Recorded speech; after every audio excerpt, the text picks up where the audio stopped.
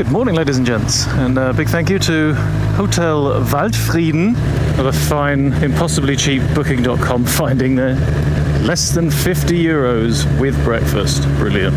Anyway, on with the journey. I have actually programmed into the Garmin a route of sorts. Hopefully it will be good, although we're heading into... hello, might want to do my chin strap up as well, eh? Yeah, we're heading into the Eifel, which is very, very well known for our absolute favourite, the roads which are closed to motorbikes. So I expect lots of changes and modifications and general disappointment with today's route. But hopefully the good bits in between will still be very good. All will be revealed. We've got a meeting point with the lads at 1900 hours and an arrival time at the moment of 4:30, so 2.5 hours of wriggle time for the entire day. Hopefully that'll be enough to get a couple of coffee breaks in, maybe some lunch. But the weather looks good ish. Woman in the hotel said it's not due to rain till 11. Hopefully she's wrong. So let's get on with it.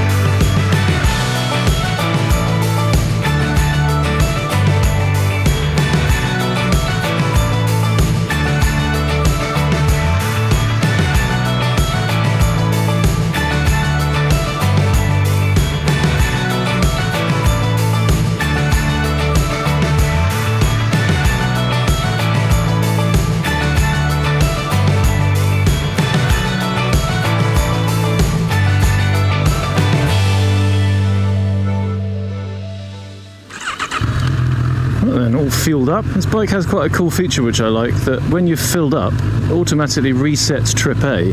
But I've discovered that only happens when the reserve light was on.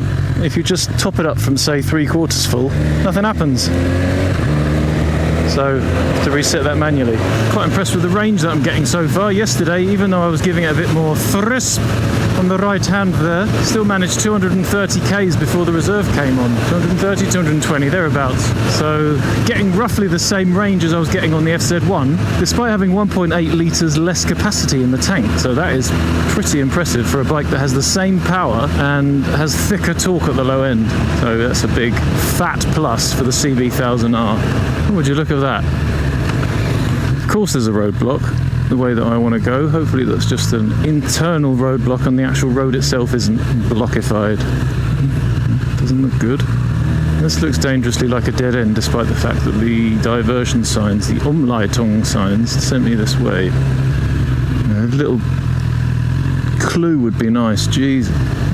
Awesome. Can't go that way. I'm in a loop. I'm in suburban hell, suburban purgatory. Send help! Just don't understand. How can the diversion be that way? That's the way I came from. Oh my good lordy lordy. I'm going to go and have a look. Oh, Jesus. I'm having it. Bike's going to end up on the floor, but I'm having it.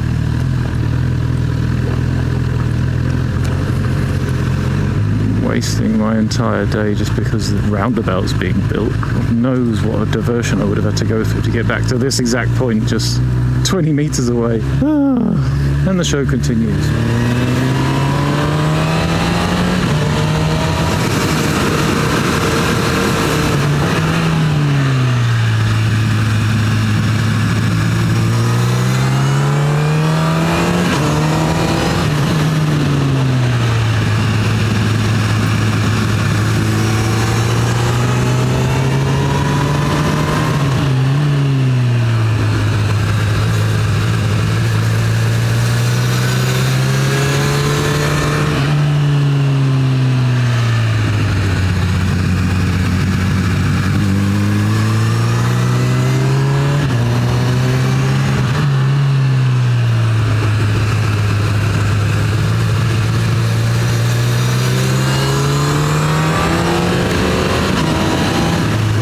God, hairpins are definitely a lot easier in standard mode. Still the one thing that's a bit of a shame about this bike, that you can't have the fully smooth throttling and the full power.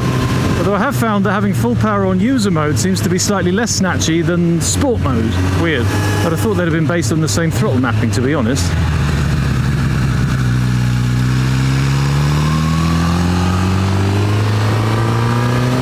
Bloody hell.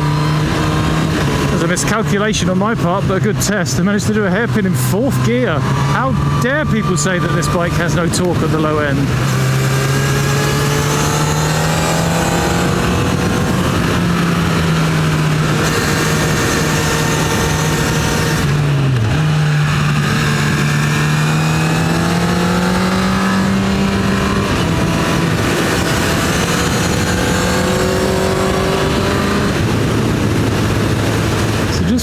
Like this village was called Peter Justenhof.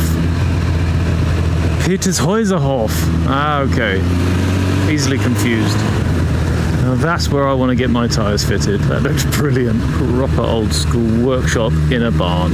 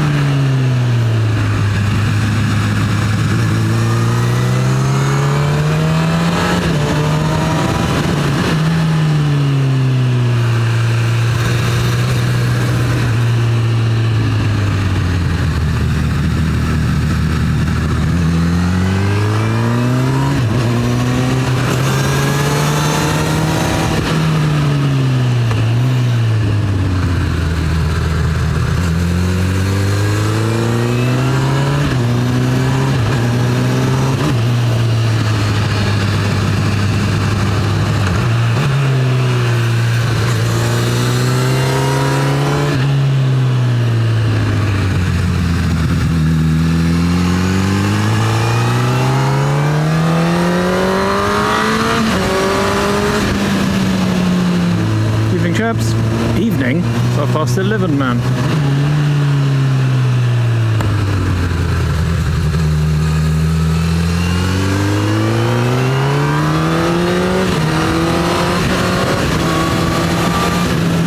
I'm not quite letting the shift lever away enough.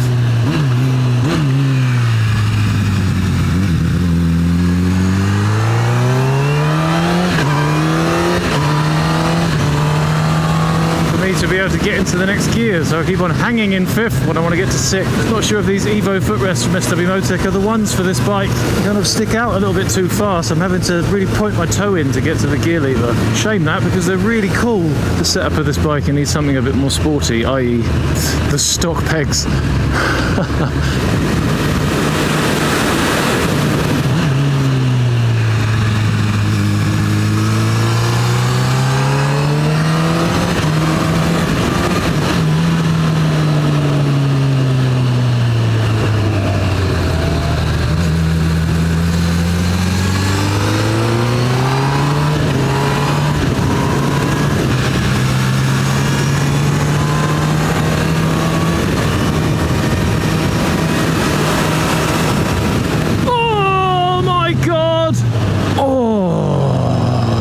Top of my spine is now 6 inches closer to the bottom. But the show must go on, we must continue. These twisties, they must be harvested before the summer is over. Come now, take your twisty harvesting tools and let us be gone.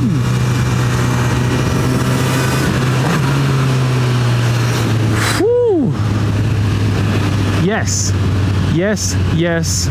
Yes, good route so far. Got to be honest, I was expecting a lot more traffic. Wait a minute, I've been here before, I think. And then I stopped around the corner here, adjusted my camera, had a little whiz in the bush by that bridge. Funny how you remember stuff that you've completely forgotten.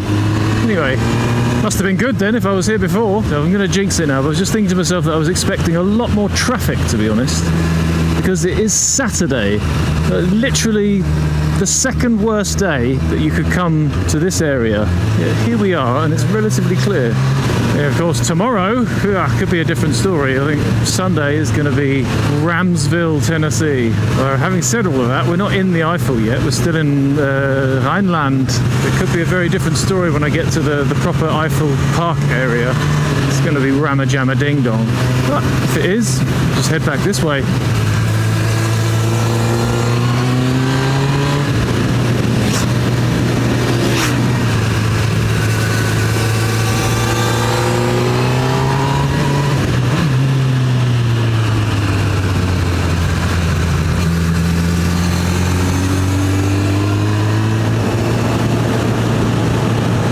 I remember if that, when I went through that bit before, if that was on the Versys or the Yamaha.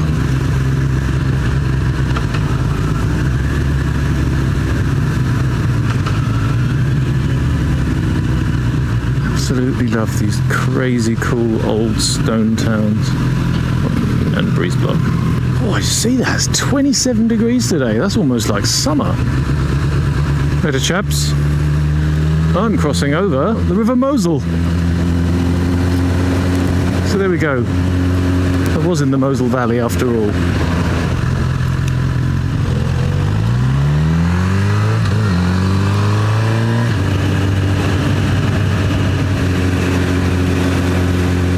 Love it, love it, love it, love it. But not enough to ride next to this instead of in the hills. So off and up we go.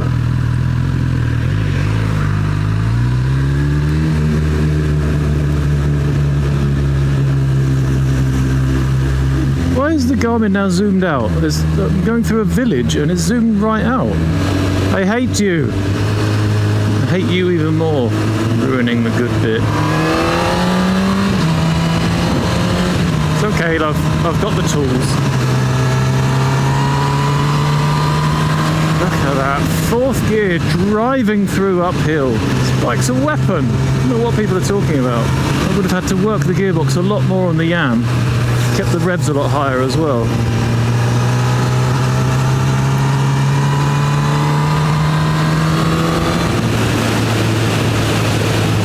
Oh dear, I'm getting the Nissenden Flyer here. The van's going the way I'm going. Well, at least it's not white, eh?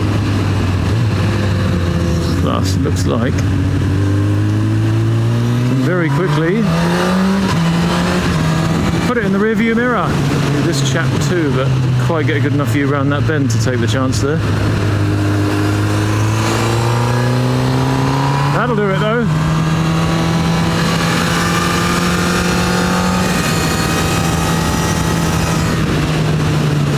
I have also actually discovered a feature though on the Garmin where you can make it prompt you if you want to recalculate your route. So instead of it throwing my routes out and doing something else, I can now have it ask me if I want it to recalculate. Because then if like that, if I just went slightly off because this wanted to send me down the little one-way bit, I can come back onto the same route without this suddenly chucking all of the good bits out and ruining my day. That would have ruined my day a lot quicker though, wouldn't it? Those meaty great spikes in the chest. Pylons are a bit more substantial around here. I know, it's for the phones.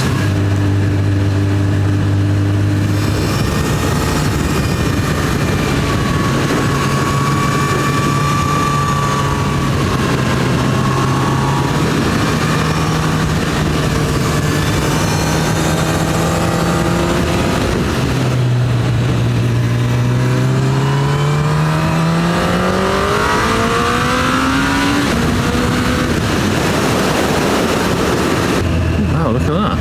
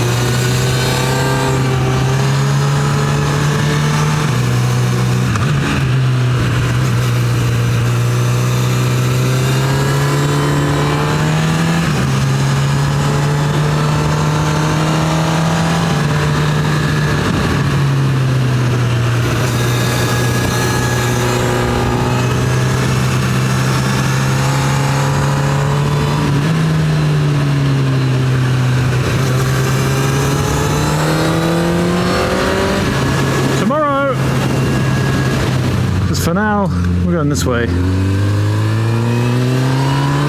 Don't do everything all at once, do we?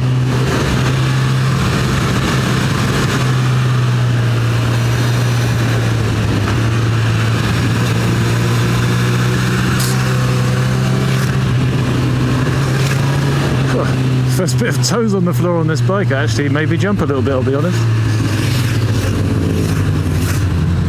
Somewhat unsettling. This happens after I haven't done it for a little while. Obviously the first time anything has touched down on the floor on this bike is it's always going to be a bit of a surprise because it's happening at different times to what I was expecting. Much later. This bike has far more ground clearance than the FZ1 does.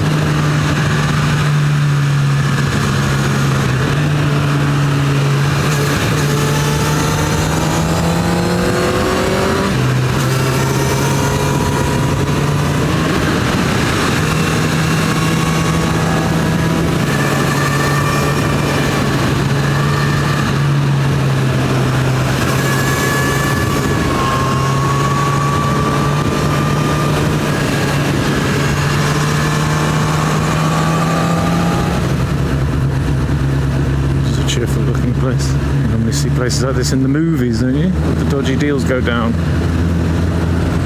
Hostage exchanges. Sadly the weather has taken a bit of a turn. Perhaps the sun might be over for today. Eh? All roads blocked? How's that even possible? Oh, Jesus Christ. Really? I think I can go left. Oh yeah, we're alright. Calm down, put the blood pressure medication away. Oh, hen party's in.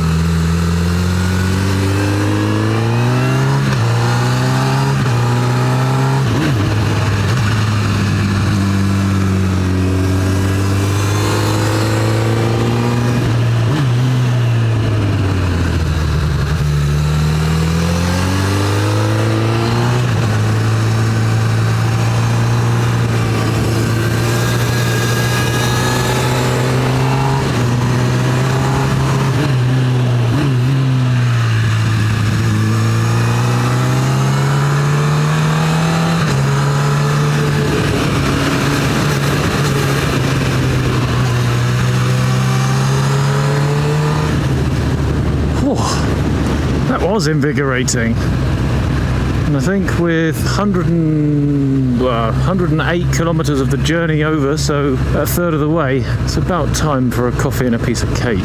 Something with a nice view would be ideal.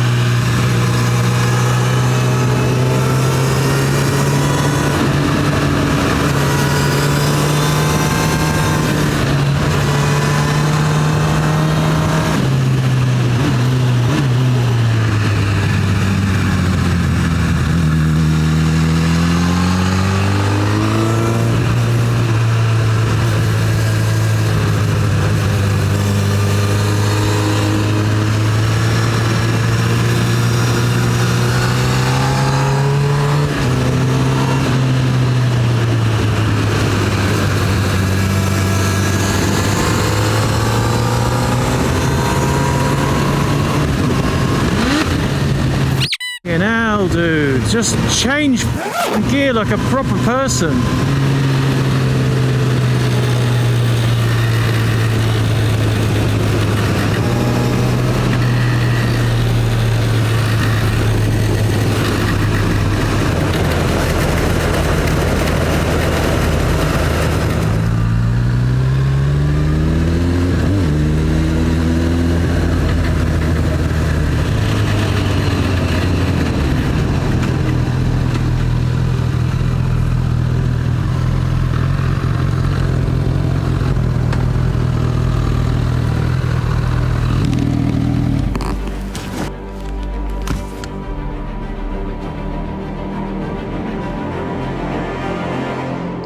Well, ladies and gents, adventures. It's a bit messy down here. I don't know if you heard. I had a gear change that went horribly wrong. It jumped into neutral and then smashed into 6th gear. And then I started noticing this horrible rattling noise on overrun. Obviously, thinking that something in the gearbox had exploded, I pulled up and took off the front sprocket cover just to see if I could see if anything was going on in there, and everything looked all right. But obviously, I've got oil and shit everywhere now, which looks wonderful.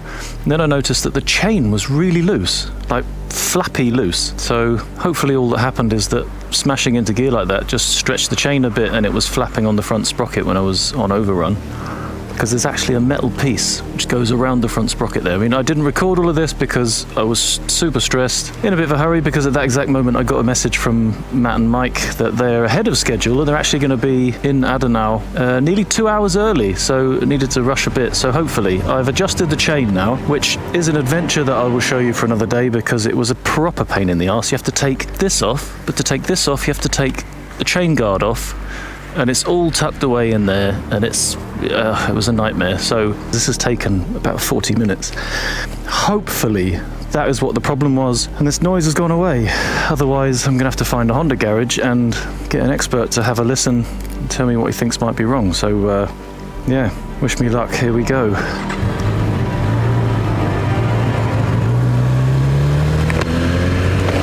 Okay, so it sounded fine on the running. Looks like it's gone.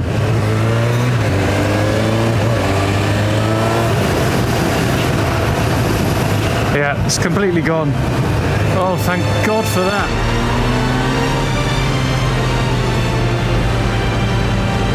Oh, praise be to dog. Holy bonkers. Right, I better get a wriggle on now, because I'm going to be there 20 minutes after they are, so maybe find somewhere for a quick coffee, relax for 10 minutes, because thankfully the bike isn't, and reprogram the route to get a bit more of a direct ETA to meet the lads. Oh, that is very reassuring. Anyway, trip is back on. Let's have it.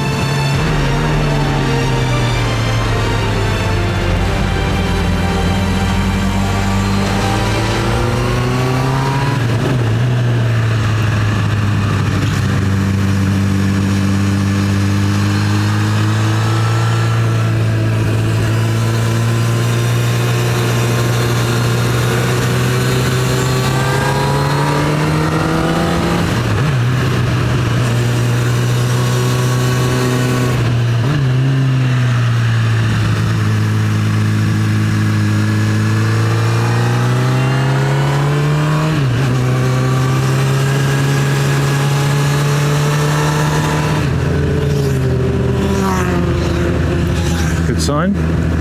Fruity looking machines coming this way.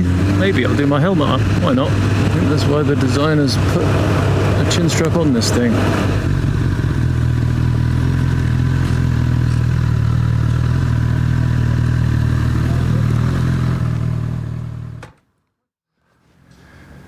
Whew, right then, we are coffeed. The route is adapted with a perfect arrival time of 17:24, so I should get there hopefully about exactly the same time as they do. And this bunch here are easily the most unhappy, unfriendly bunch of bikers I've ever seen in real life, especially that sour-faced guy at the back left. They are on schedule. Or is it schedule? I forget. I'm so multi-culty nowadays. I don't remember what my own language is anymore. Look at these disgusting fingernails. I shall have to get a manicure when we get to Adenau. Maybe there's a salon at the Nürburgring. So, vents are open, pockets are shut. Got an audience. Right, don't cock this up. Don't stall it. Right then. Oh. Let's carry on this little adventure, shall we? Behind an estate car with a bike on the back.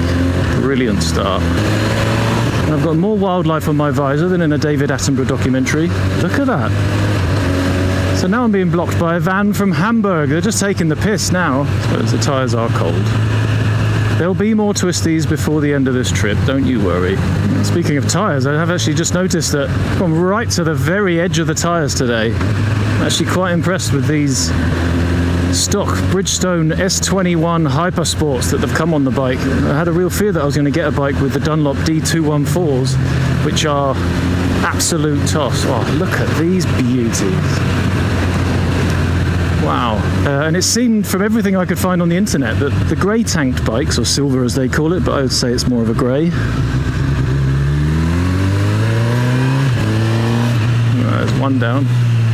But yeah, the grey tank bikes come with the Dunlops, and the black ones come with the Bridgestones.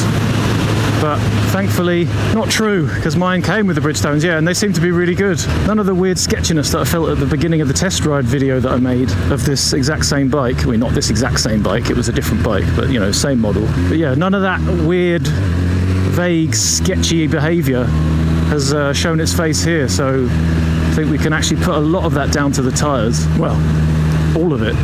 So just 86 kilometres left of this day of, well, 2 days of getting used to the bike before I have to scratch around with two capable riders on incredibly capable machines. What have I learnt new about this brand new CB1000R?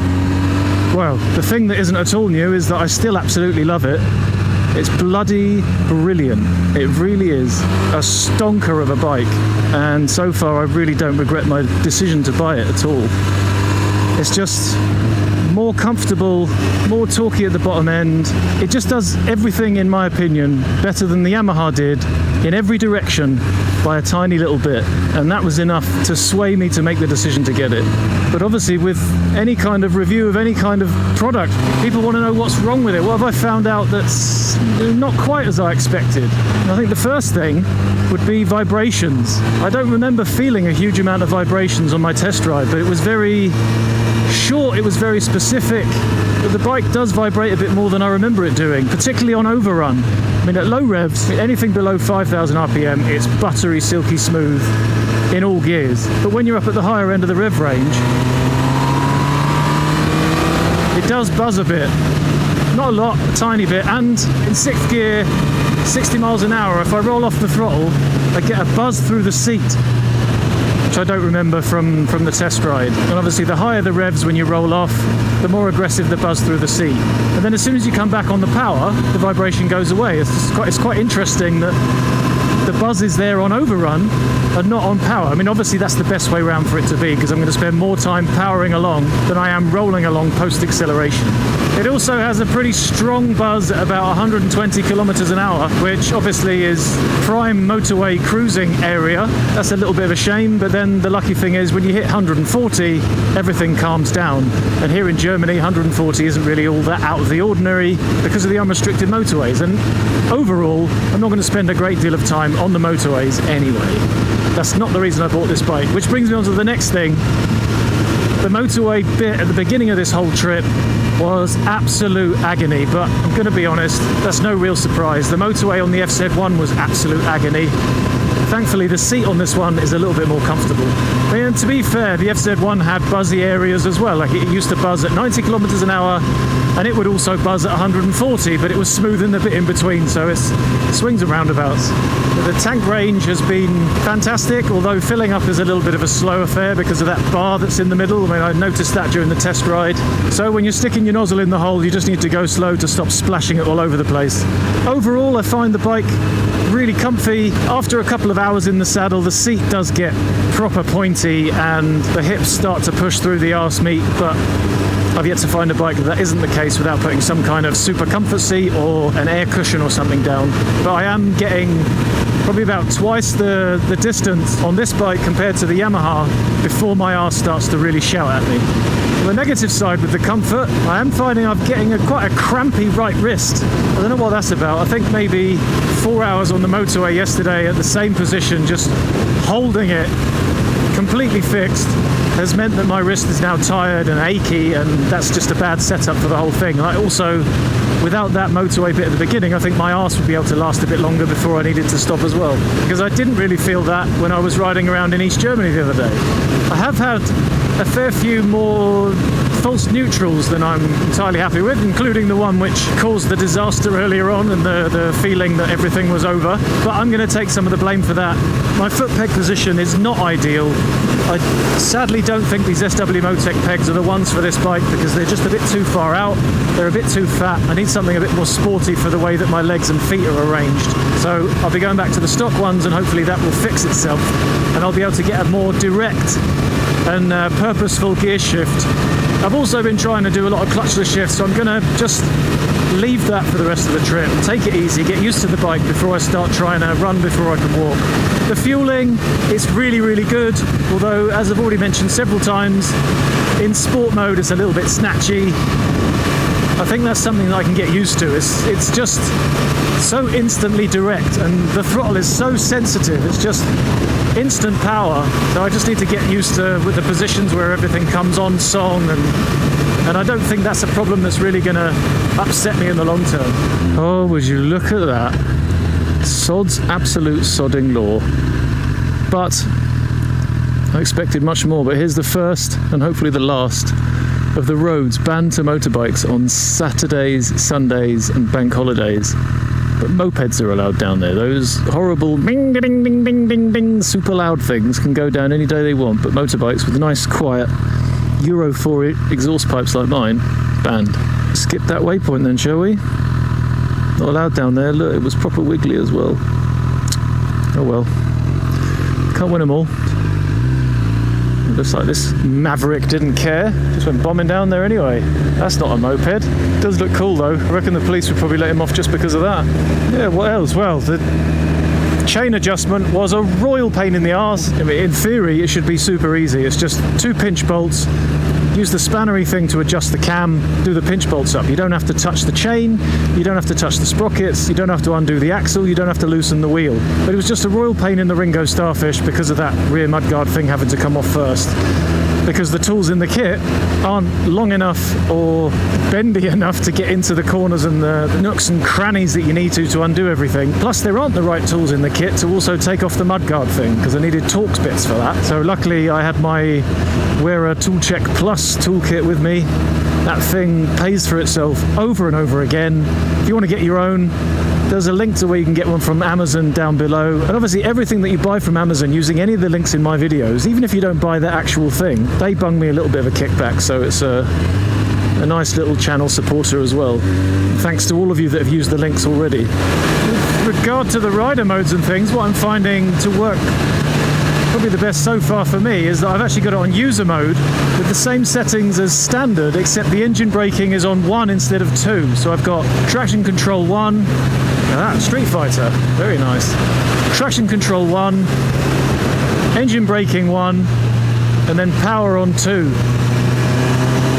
For most of today I haven't really noticed it feeling underpowered, and maybe I'm just not that sensitive. Maybe it's just because I'm not getting into the higher revs so much. But either way, that's working for me. The throttling seems quite nice. The response from the throttle seems smooth enough.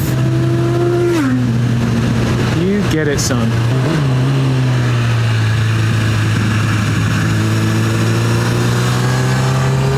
And also reminding me in the twisty bits is that the ground clearance is really impressive. On the FZ1 I'd have been scraping my toes all over the place by now. I mean, still not having any knee action, but I don't think I'm that kind of rider, to be fair. But yeah, I'd have been scraping all the way around there on the FZ1. But this thing's ground clearance is just so much better, especially considering the fact that on the Yamaha I never quite got to the edge of the 190/55 profile tyres, whereas these ones got right to the very corner without touching any metal on the floor, really. I mean, once or twice it's happened, but nothing serious.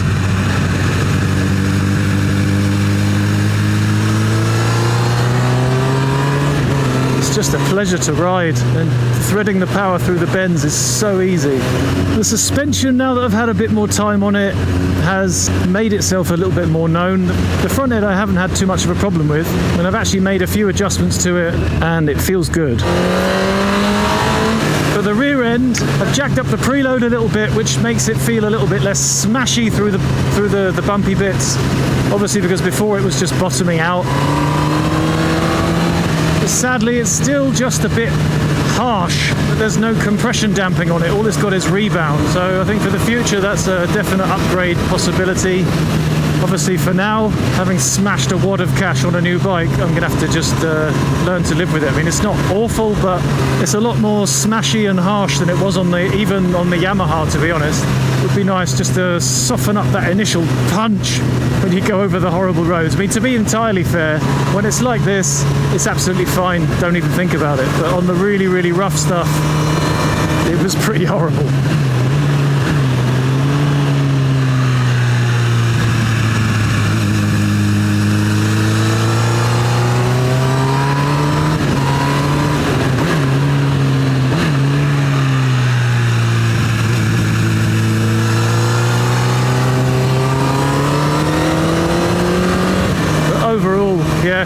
I'll say it again, I'm really happy with my purchase, really happy with the new machine. I do feel like noise-wise, wind noise-wise, it seems a lot noisier than I'm used to, and obviously it's the same helmet. The screen is so small that can't have anything to do with it, so I'm thinking the only culprit can be these monstrous mirrors. They must be buffeting a lot of wind into my ear area, so obviously at some point they're going to have to go. But then of course that brings about the decision time moment of whether to keep the handguards or not, because bar end mirrors with handguards will look proper weird. I also still really don't mind the noise of the thing. It's got a nice growl to it, a nice rumble, plus you get the symphony of noises between the can with the MkIV now letting a little bit more noise out than the original, the growl of the induction noise, and then the whine of the gearbox, which is really smooth, and you get this kind of weird sort of I don't know, almost Spitfire-like cacophony of different tones all at the same time, which I really like. Explained it absolutely awfully, but I know what I mean. In terms of the other stuff, the luggage has been fantastic. This tank bag, I've not used the magnet one for ages, but this SWI Tech Day Pack has held fast for the entire trip. It's been perfect, to be honest. It's just the right size. I've got all of my battery packs and stuff powering the camera, the sat-nav, and then the Urban ABS panniers have also been absolutely brilliant. They're nice and solid, they're a good size, they're easy to pack into. The shape is a little bit odd, but once you get used to that, it's easy enough. The fact that they're lockable is bloody brilliant when I'm touring, because there's been so many times when I've stopped and got into the petrol station or into a cafe or something, I can just park the bike, pop off the tank bag, go inside without worrying about it, because unless somebody takes a Stanley knife to it, they're not going to be getting into my panniers. This feature that you can see how much fuel you've used as well, I'm currently on 12 litres, that's absolutely brilliant. It means that instead of just going by the rough idea of I've got one pip left on the gauge there, I can look and see, right, I've used 12 litres of fuel, that means I've got 4.2 left, and I don't need to panic about stopping at the fuel stop just yet. In fact, I reckon I've probably got enough to finish this trip off completely. We'll be there in 50 k's. Is there anything else that I've discovered? The space underneath the rear seat is a very usable little cavity. Something I never thought I'd actually say out loud.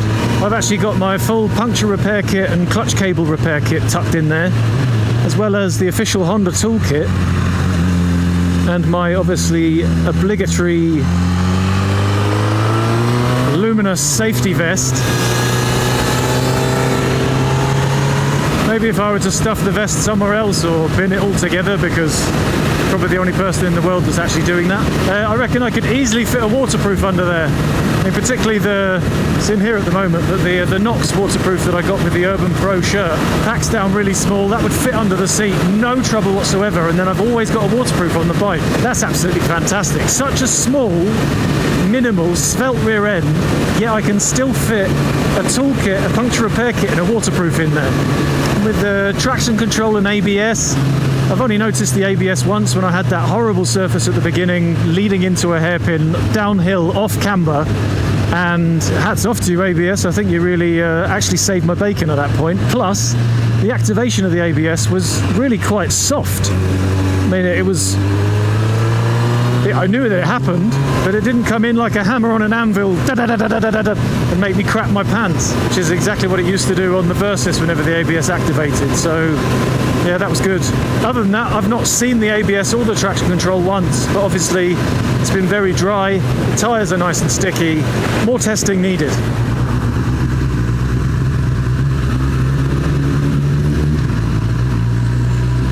Well then, the last little section of this ride today is actually a recommendation from Matt, who we're about to meet, from this quite spectacular little town, Blankenheim.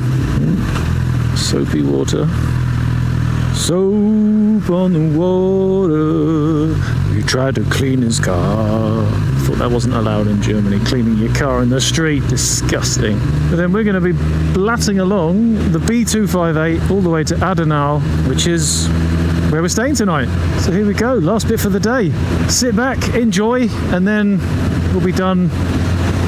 And I'm just about ready to not be on a bike for a few hours again.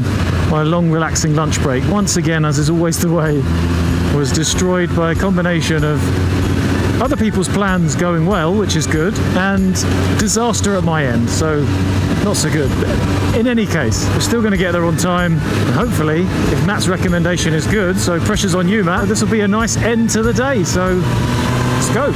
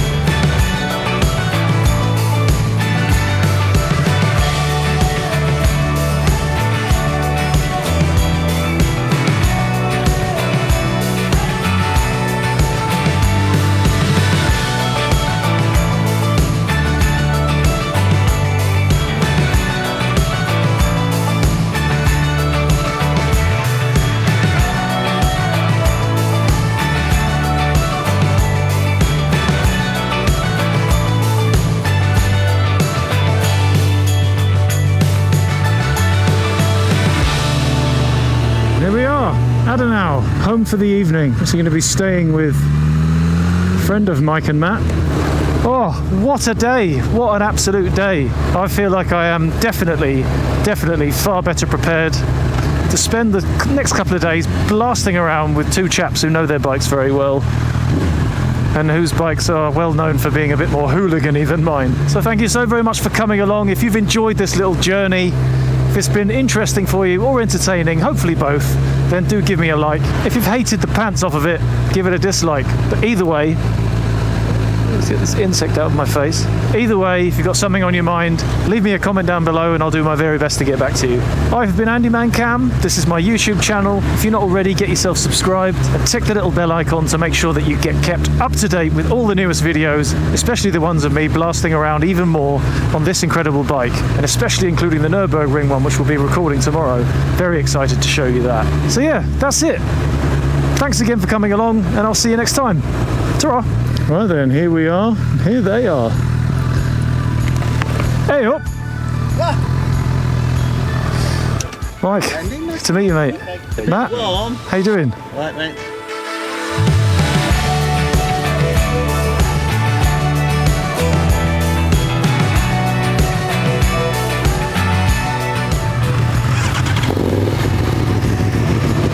Right then, well, a little treat. This video is not over yet. because we're going to go down to the ring right now, see about maybe hooking in some tickets so we can get into the action quicker tomorrow. Oh, I do love the sound of that crossplane. Oh, Nordschleife, we are in you.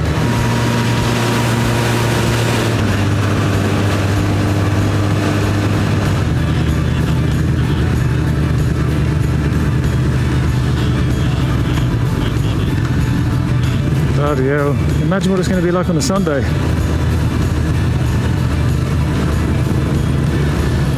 So, für Motorräder wird die Nordschleife heute gesperrt. Und ab den Piloten bitte zweispurig fahren.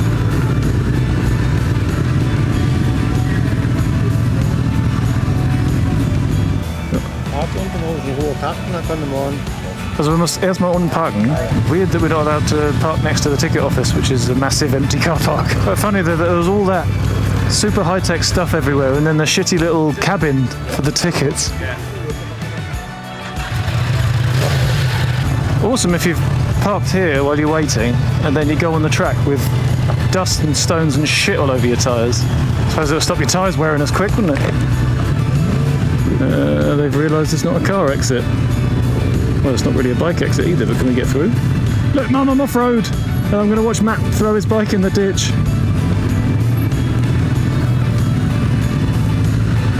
Just make sure you go left, not right.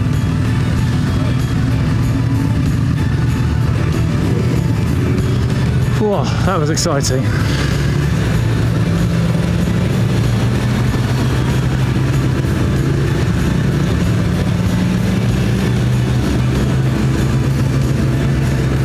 There's some weapons here, aren't there? And a Qashqai, brilliant. I could imagine doing the ring on my 1.2 turbo Qashqai.